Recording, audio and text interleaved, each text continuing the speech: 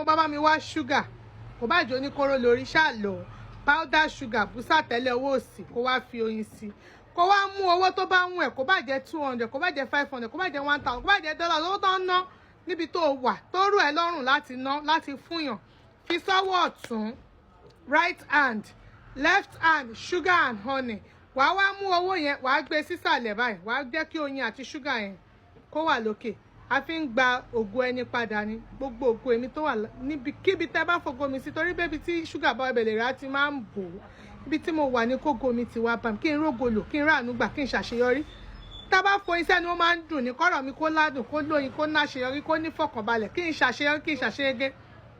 lágbára ìdójúmọ́ ní mọ́ báyìí kọ́lọ́jà máa gbowó tó ní wọ́n bá ti mọ́ báyìí kí n máa ráàánú gbà kí n máa lọ́tún lọ́sì wá ṣàlá oyin àti ṣúgà yẹn tó bá ti wà ó ní látàn wàá jẹ́ kó ku díẹ̀ lọ́wọ́ ẹ̀ ń bẹ̀ wàá wá mú báyìí wàá wá fi sa orí ẹ̀ lọ sí ẹ̀yìn báyìí pẹ̀lú owó yẹn right hand and left hand pẹ̀lú owó yẹn wàá fi ṣe báyìí wàá ṣàdá kí n ráàánú gbà kí n má ṣàṣetì o kí n ṣàṣeyè lágbára ìgbọ̀n wàá fi ṣe lọ sẹ́yìn báyìí owó yẹn àwa lọ fún oníbàárà tó bá wọn ẹ̀ máa ṣe lẹ́ẹ̀kan lọ́sẹ̀ yẹn tó bá máa ṣe láàrin ọ̀sẹ̀ kan sí ọ̀sẹ̀ méje within that 7 weeks wàá rí àánú Ọlọ́run tó máa ṣẹlẹ̀ nínú ayé ẹ̀